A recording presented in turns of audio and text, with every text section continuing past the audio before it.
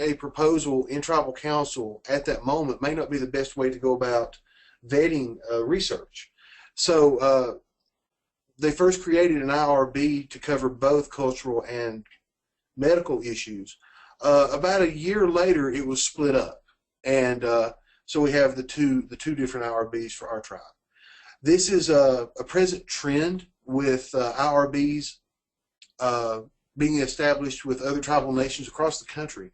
I've even went as far as had given assistance to other tribes in showing them how we did it, so they could adapt that to their cultural mores. And again, the reason for these things being in existence for the tribe is not necessarily what you might be used to from an IRB standpoint coming from a university or another institution. And the prism that these research projects are looked at is a lot different. Where we're also concerned about liability issues. The IRBs that I serve on are really concerned about making each proposal a benefit to the tribe in some way, in some meaningful way, that the project can extend beyond an academic search. Once the IRBs that I'm on go through the process and are passed through the IRB, then we take it to tribal council for final approval.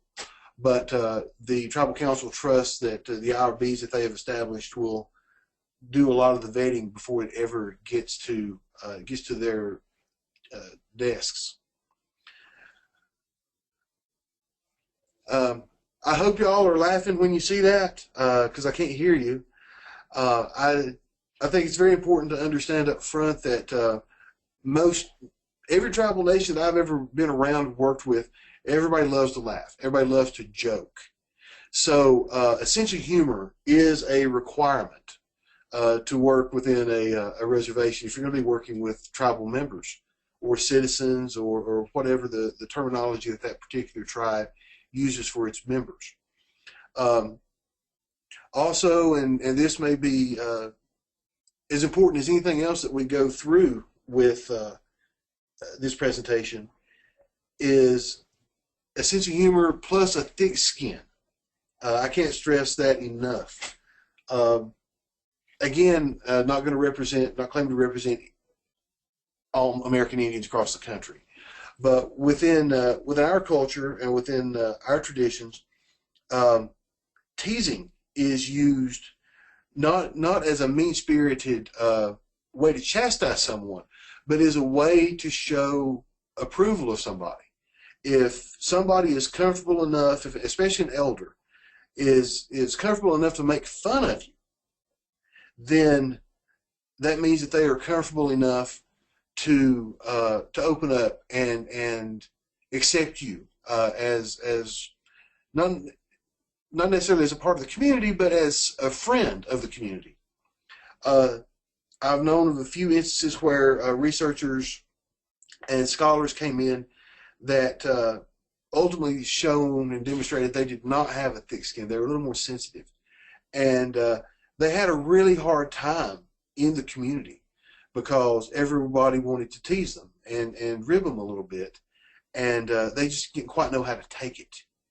So that's one of the big things to be aware of. Be able to make fun of yourself. Don't take yourself too seriously, and know that that folks are paying attention to how you react. And this will all come full circle throughout the presentation. Be mindful that research projects need to be performed with an attitude of respect toward the community. There is a sense amongst my tribe, amongst certain individuals, that researchers who come in to do work with the Eastern Band, that the researchers view us as human subjects, as lab rats, essentially. And it's one of those things in doing IRB work, and I hear the term human subject cringe every time I hear it, simply because it almost dehumanizes people. And this is, at one time, in going back and reading the older publications and things, you can kind of see that sense of objectivity, which is important. But just be aware that the community is going to require the respect from the researcher coming in, and that respect will be mutual as you move into a tribal community to work with folks. It is a policy of this tribe, and I know some others, that we do not accept research involving traditional ceremony and traditional religious practices. And we could probably spend 2 hours just discussing this one subject about why it's not accepted. There's been a lot published over the last 150 years about traditional religious beliefs, religious practices, and looking at it from the cultural lens, we can see where there are assumptions made in terminologies and in the way things are described that are just factually incorrect. But also, in this day and age, there's a big movement toward, for lack of a better term, a New Age spirituality that borrows from various cultures and creates. And within the traditional view, that's kind of anathema. It's very important to be within the system to understand it. Also, there's a view that researchers are doing this for their ends, and if a book is published, then money is being traded for this type of information, and in our way of seeing it, that kills any viability and potency that information contains. So I've seen projects come before the various boards, and even into realms of psychology and things like that, where they want to talk to traditional healers. You may have heard the term medicine men, and traditional practitioners to talk about psychology issues. And what we hear back from them, and even mentioning things like that to them, is that they don't want to discuss this in a clinical concept. They don't want to discuss it in terms of Western academic structures. So to beat a short path to the point, we just do not deal with any proposals that deal with traditional beliefs and ceremonies. We do believe that the acquisition of traditional knowledge is not considered a right but a privilege. An attitude of entitlement will not benefit a researcher and may appear to constitute exploitation. A lot of terminology on college campuses is academic freedom, and the concept that if you have the ability to pose a question, then you have the right to climb the tallest mountain, bridge the widest river to find that information, and that it's your right to have it. And that is just simply not the case in a traditional community. With knowledge from the elders, there's a sense of responsibility that goes along with it, to be able to use that knowledge in the right way, to use it as a benefit to the community itself. And that knowledge is not given out just because the question is asked. It's only given out it's really over a period of time, with trust being built up over months and years, that the one asking the question, whether it's a researcher or whether it's a young tribal member, asking the question, folks are paying attention to the asker and to see exactly how responsible that person is with information. And the point of all that is that there is information that is just not given out except to a small number of folks within the community and transmitted that way. I know the sentence there about an attitude of entitlement will not benefit a researcher. That sounds pretty harsh. But what's viewed as an attitude of entitlement in the community is simply applying academic freedom within the community. Of, I ask the question, I deserve an answer. And the answer you might get back would be along the lines of, well, you don't deserve the answer. So different cultures, different worldviews, what looks like a simple request in dominant American culture can appear to be pushy and uncivilized within a tribal community. This is probably the key, is are you providing a service that the community desires? We know that as a researcher coming in, the researcher is going to be getting something out of it, whether it's a thesis, a dissertation, a grant, a publication note, that the researcher wouldn't be there unless they were getting something tangible to show for their time, which is not a bad thing and not a negative thing.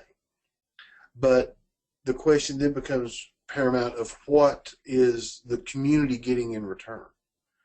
The Cherokee concept is pronounced Duyukta'i, and what it means is balance. Literally translated for us means the right way. And that can be something as simple as the right way to change a light bulb or wash your dishes, or the concept can be applied to what is the right way to live your life within, how do you live your life to benefit others? And how do you do things the right way? So as a researcher coming in, it's understood that the researcher is going to get something out of it. But what is this project going to give the community in return? And how can this project be used by the tribe down the road as well? We don't really see research projects as finite. These are ongoing. And we can talk about that in a little bit. And again, this is not necessarily a benefit to the informant or the individual being interviewed. Benefit does not necessarily mean a stipend for the folks you're working with. Some of the best projects that I've seen come through have no monetary value at all within the community. Nobody's getting paid within the community for their information, but the project itself lends to a great benefit to the communities, and a benefit much further down the line. This will go back. This next section will go back to the teasing aspect, where you might come in and find yourself teased really intensely. Is that very few tribal members, especially elders, are going to be impressed with titles and degrees or an institution. We have folks that come into the community constantly, and they want to name drop. Even something as far as documentary film producers who have worked on other projects, they want to bring those up and do all that. And that really doesn't impress our elders and even younger tribal members. What folks want to know is what kind of person are you? How do you treat others? How do you interact with the community members? If you come in and someone is snapping beans, are you willing to sit down with them and help? And those things are accounted for within the community. People will remember that and pass the word. So it can sometimes be as simple as, especially for young men, and that's why this shows a picture of a traditional stickball game, is it doesn't matter, when you're playing this game, it doesn't matter what school you attended, where you're from, or how much money you have. It's, can you play this game as well as everybody else? And are you going to quit when difficulty arises? Or this is a game that really shows a young man's character. So you may be tested as a researcher coming into the community, given information to see what you do with it, to see if you handle it the right way, to understand that these things are all taken into account, and it's not necessarily specific to the project. Transparency here is key. The questions that you're going to be asking are going to be clear and simple, to eschew obfuscation, if you will, that folks are going to want to know exactly why you're in the community, why you're doing the project, and not the why necessarily of why this has become a part of your job or a part of that, but why are you as an individual, why are you as a person looking to do this? And that will help out a lot. Another thing to consider, and this is we just call these helpful tips, if that's all right.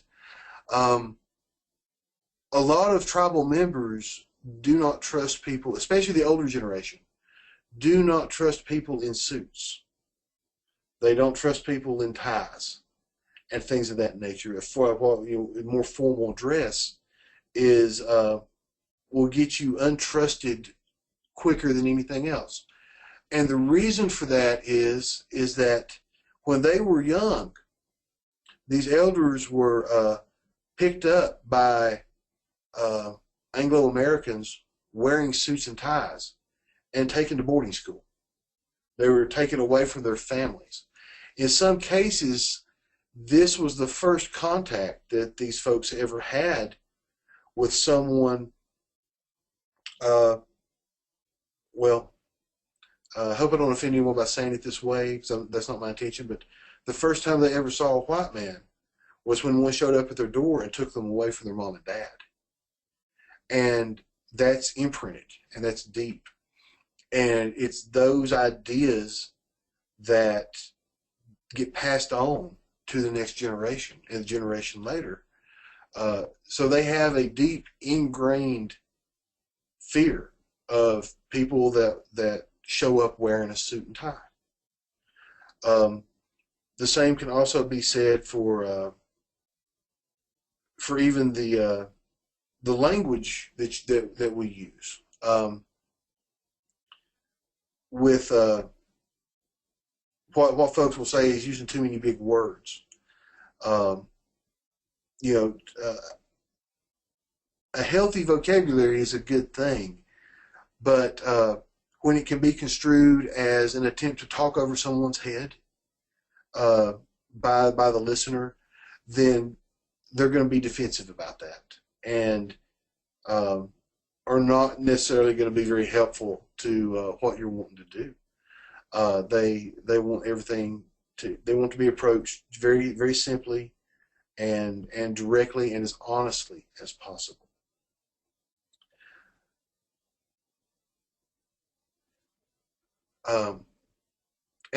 You've probably noticed by now with each one of these slides, with each one of these statements, that they all relate to one another. You can't pull these out. Within my community, at least, things are not necessarily given a hierarchy, but are more of a chain, of almost a hermeneutical circle. You can't pull one part out of it and expect the system to go on. So all things are tied together in some way. There's a theme, there's a string, there's a thread running through all of these. And I heard one ethnobotanist say one time that the best, in order to get a quality research project with a native community, is before you ever commit the first thing to writing, you need to spend about 20 years in that community. That's a lovely thought, but we all know that that's just not possible. Nobody expects that. But getting to know people is the key to a successful research project from either side. The more the community trusts the researcher, the more information they get, the more accurate information is given, and it gets away, it ties in from knowledge to understanding. The closer a relationship can be developed. Within the tribal community, it's all about relationships. It's about who you're related to, who you're friends with, who your grandmother, grandfather is friends with, who are their family friends, because that becomes generational. And conversely, as a researcher, if and when a mistake is made, word goes through the grapevine very fast. And this is not me trying to lecture on that, because I'm right in there with everybody else. The second that you turn around to look at that hornet nest that you missed, you walk into another. And because it is because the communities are tight, because folks are close, word gets out. And so it's not a matter of, I hope I don't make a mistake with this.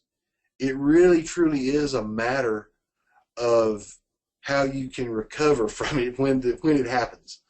And just being aware that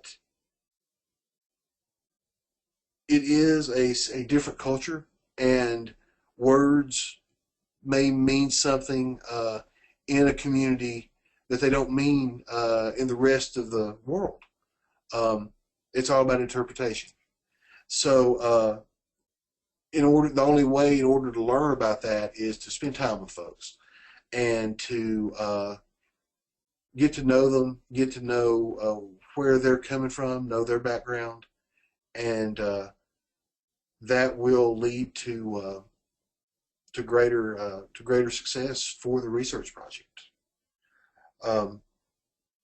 I did not make many slides for this presentation. I apologize for that. If you're ADD, I've not given you a whole lot to look at. But I want you to know too that down the road, if you are considering research with the Eastern Band or another tribal community, because through my job I do work with other tribes, other nations, I may be able to help with contacts with that. Here's my information. I'd like to thank Dr. Lisa Leffler, who's the director of the Center for Native Health at Western Carolina University, for providing some of the images and helping lay out some of these concepts to commit them to writing. But take my information, my phone and email are at the bottom. If there is anything that I can do to assist, or if you have any questions that I've not touched on, or questions that we don't get to in the question phase, which is upcoming, feel free to get in touch with me. Because I want to help with this in every way that I can.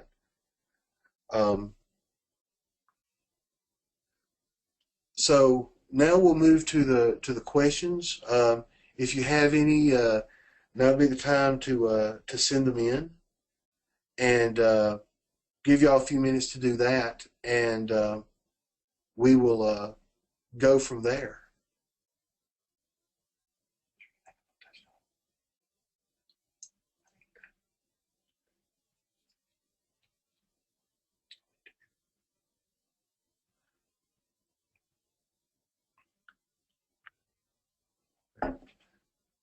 And thank you all. I know I didn't go too long for this. I'm hoping that there'll be some questions that we can discuss and carry on.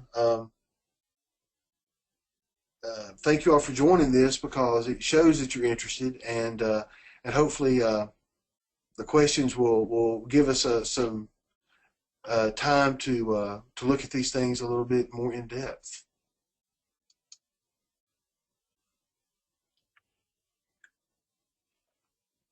Just a reminder that we are recording the session, and we'll send you an access link by email once the recording is available. You'll be able to download a copy of the presentation slides and recommendations report from the website listed at the bottom of the screen. Before we move to the question and answer portion of the program, please know a webinar survey will be automatically launched after the webinar. In an effort for continual improvement, we would like to hear your thoughts. Please provide feedback by clicking the survey link at the end of the webinar. Just a reminder that you can type and send questions using the question feature on the dashboard, accessible on the right-hand side of the screen. We will not be using the raised hand feature today, so if you have a question, be sure to use the questions panel. TJ and I will do our best to address as many questions as possible, time permitting.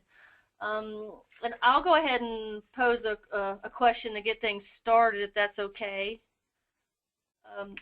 TJ, can you talk a little bit more about the concept of tribal sovereignty and how that affects research with tribes and how that may differ between state versus federally recognized tribes?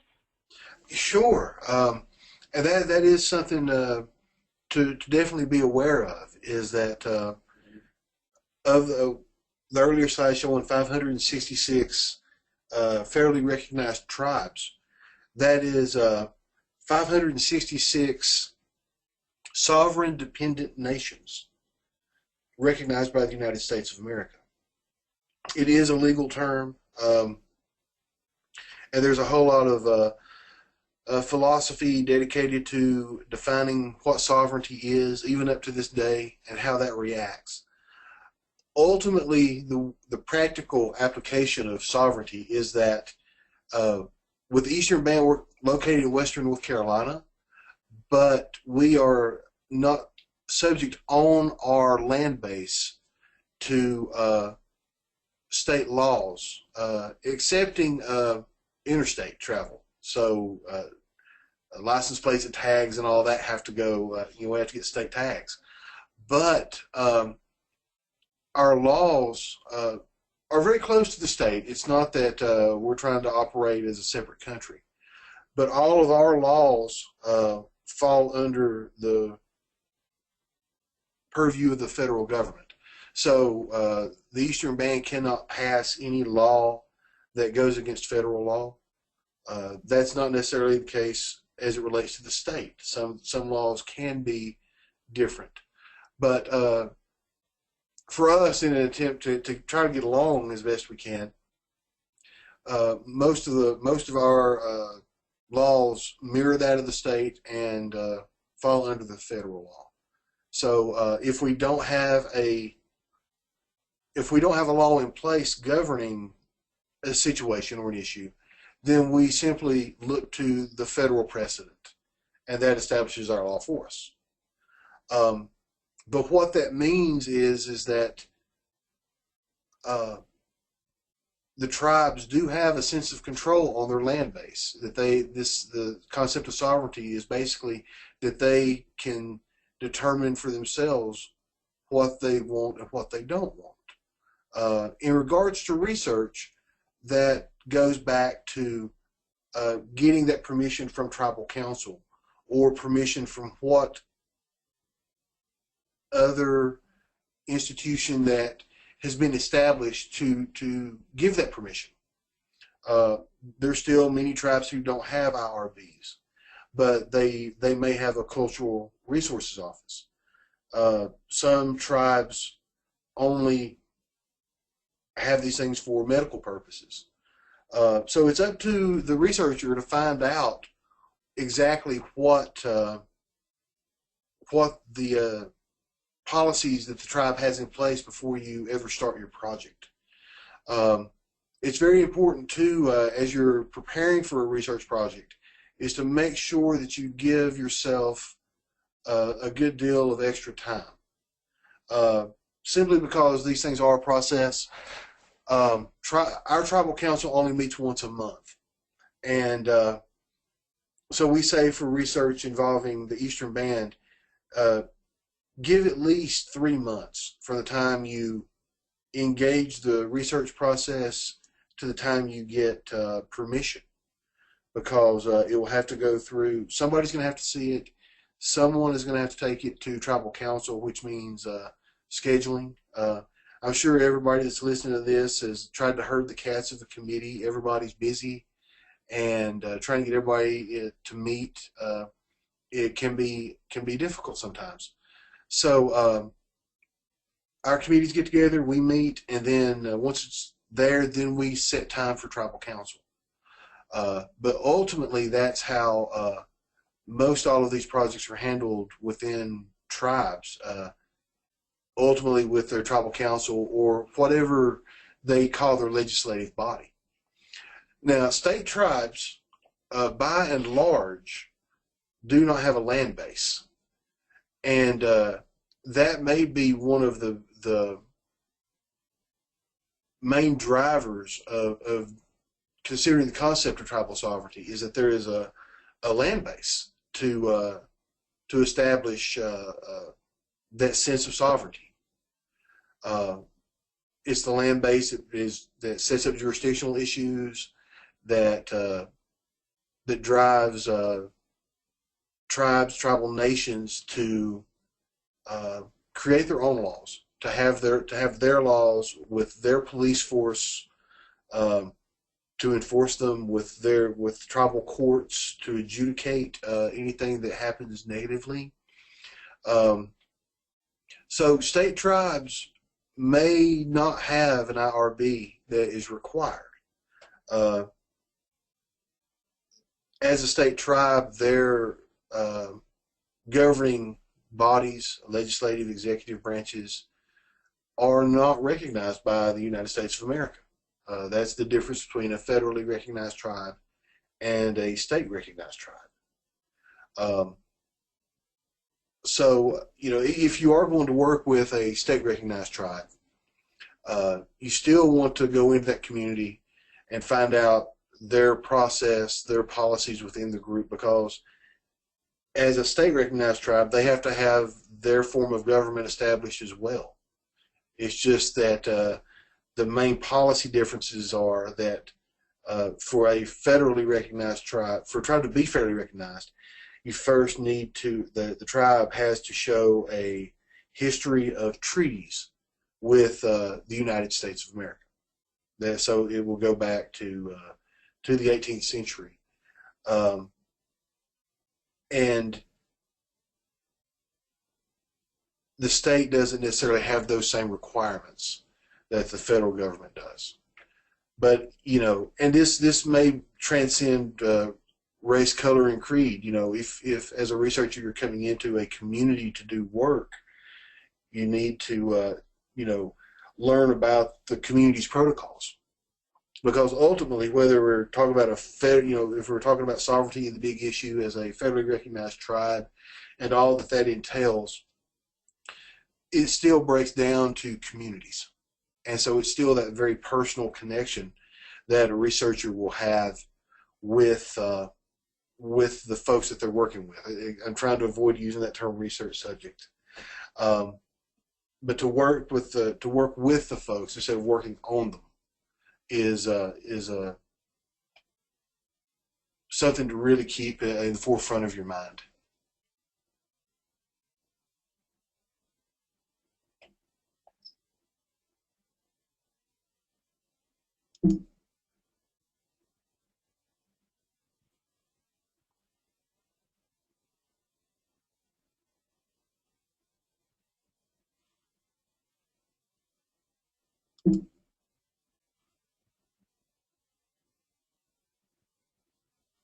Turner, I'm not seeing any questions come up. Was there anything else that you had in mind that I need to address right now? I guess if somebody doesn't have well, what I was thinking, I don't see any other question. I don't see anybody posing any questions either. But if somebody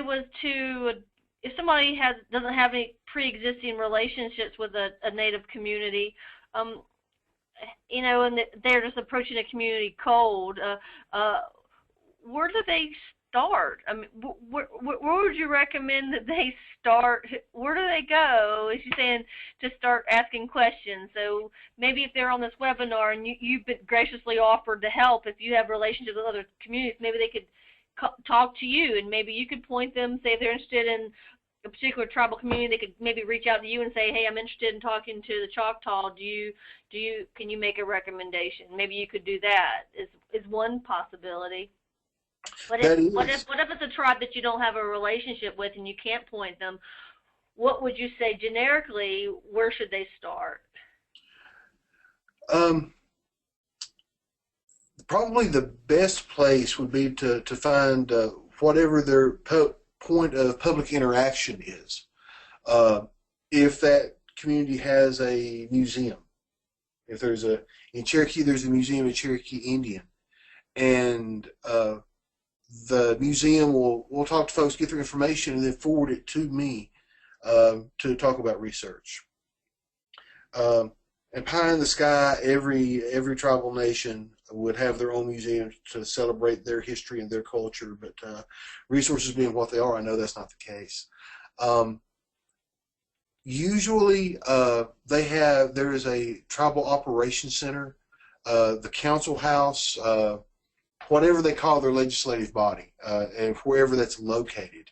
But tribal council, tribal government, they have receptionists that if you're really going into a community cold, then to get someone from the top end of that, from that place of public interaction, and just tell them who you are, what you're looking to do, and let them point you to the people to go to, which will be other tribal offices. It'll be to the health and medical office, because all of the federally recognized tribes have some part in the IHS, in Indian Health Service, and as this is the gerontological organization, you will probably be interacting with the hospitals.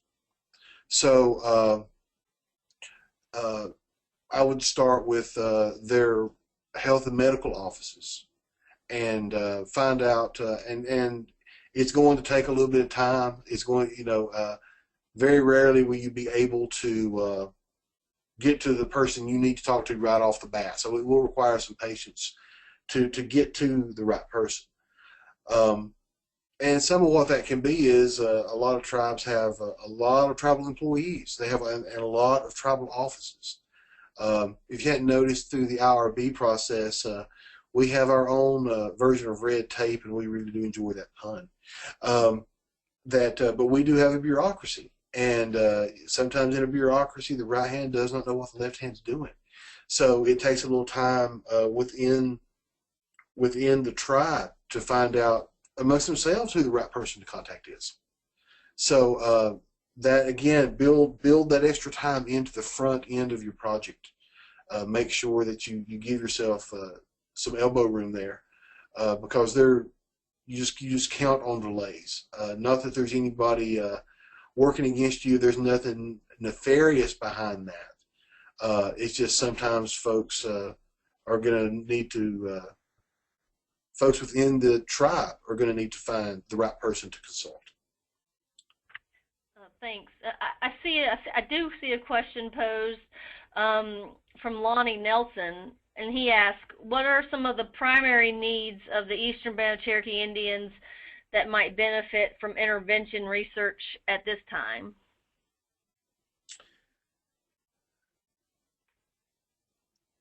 That's a real good question. I don't know that I have a real clear answer. I know that within the Eastern Band we have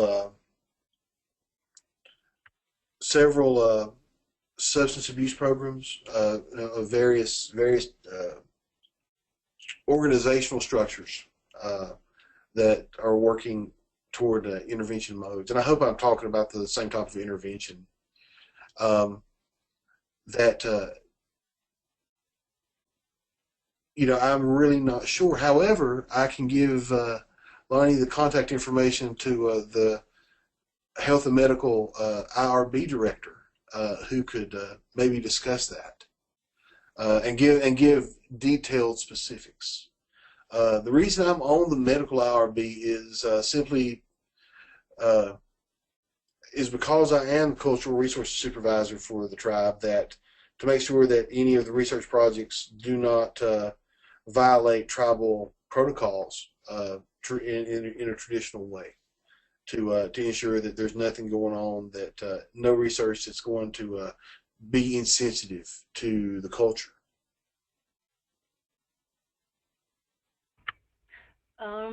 There's another question posed by Venice Mason. She says, can you provide an example of a research project that you feel was especially meaningful in your community?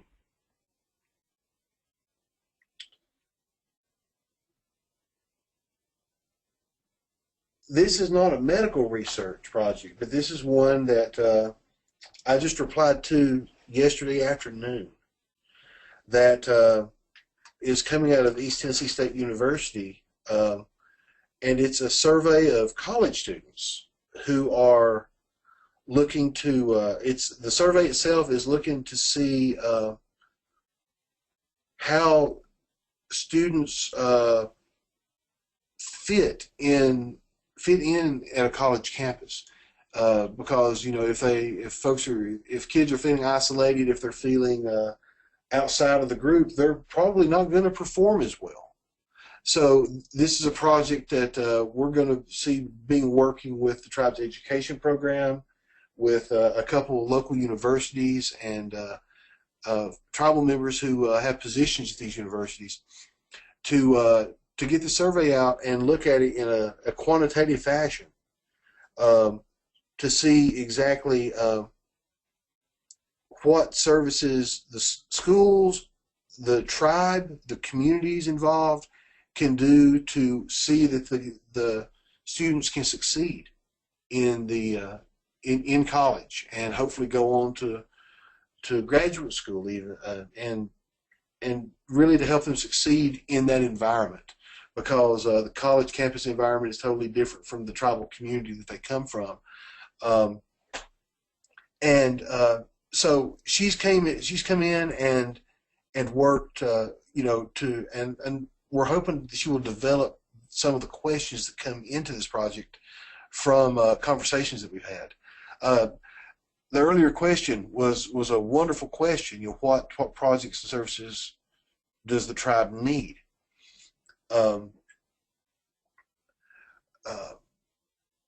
But it is a hard one to answer, because we could go a lot of different directions with it.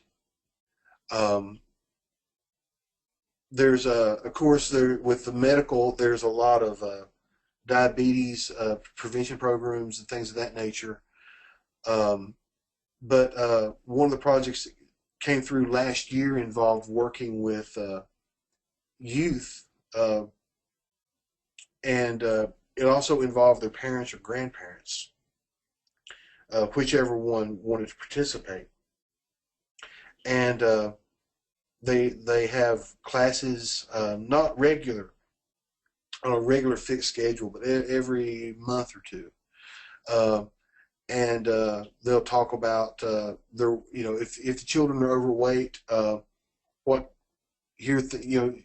teaching them about healthy behavior, showing them that healthy behavior, and helping them with that. And that was a project that came from within the tribe. There's a tribal member that submitted the research project, and she's also the director of a tribal program. So she was able to get a grant to do that. But also within that project was working with the tribe's health and medical program, with a couple other institutions to help monitor it and to make sure that everything was going the way that it needed to be.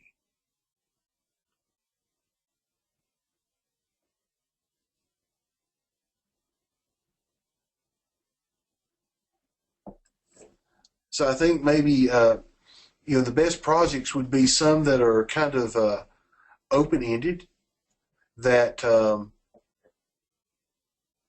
not that there's not a close date on the project, but that there is, when you go into the community to present the idea, that it's not already sharpened and honed to a point that you can adjust it, but to come in and say, we have this project that we'd like to do. Now, how do we go about, how can we work with the community to benefit the community? How can we work on this? Here's what we'd like to do, but what do you need related to that you can kind of modify it and work it around? I was involved, still am involved with the project with Dr. Leffler and the Center for Native Health about working towards creating a doula certification to reincorporate traditional Cherokee midwife practices into hospitals, into doctors' offices, that we can get folks bringing babies into the world the way that they are were traditionally meant to, in the Cherokee way. That has led into issues of traditional knowledge. It turned out that the entire Cultural IRB had to recuse itself from voting on this, and so we had to go straight to tribal council because every member of the IRB was involved in this project in some way. And this dovetailed with another program, and I can't remember the name of the organization right now. Center for Native American Aging, or something along those lines. Because the folks that we were talking to are elders in the community, and they had a grant through the CDC to talk about education related to SIDS prevention in babies.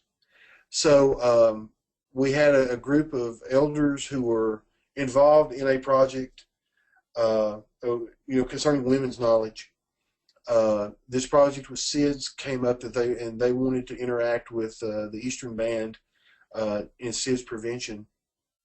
So we held some meetings with the ladies, and they were able to incorporate the information about SIDS prevention into what they were talking to the younger women about. It's concurrent with the doula project is also almost a mentoring program where the elder women are spending time with some of the younger women in the community, high school age, to talk about issues about pregnancy, about taking care of a baby, and the responsibilities that go along with that.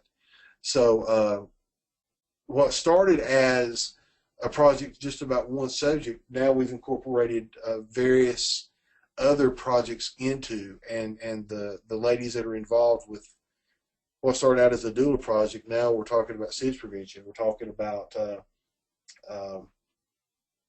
STDs. Well, they are, and they're mentoring these young women that and not putting a judgmentality on premarital sex or having a child outside of wedlock necessarily, but just mentoring them into, if you're going to be a mother and you're going to be a Cherokee mother, then you need to know these things, and providing that information, that coaching, and that support to the young women. So I think that's another project that has had a lot of benefits that may not necessarily have been the root issue that the project was set out to address.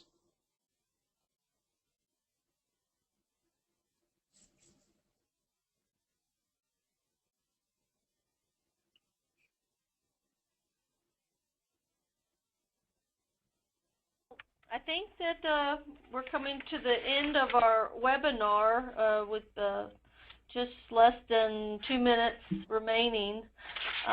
Again, I just would like to thank you on behalf of the Gerontological Society of America, the Indigenous Peoples and Aging Interest Group, TJ Holland, and I. Thank you very much for your participation, your questions. I'd like to thank the Mentoring Effect, a special project of the GSA Innovation Fund, for providing support for this program. And thank you all again for participating. This is the end of our program.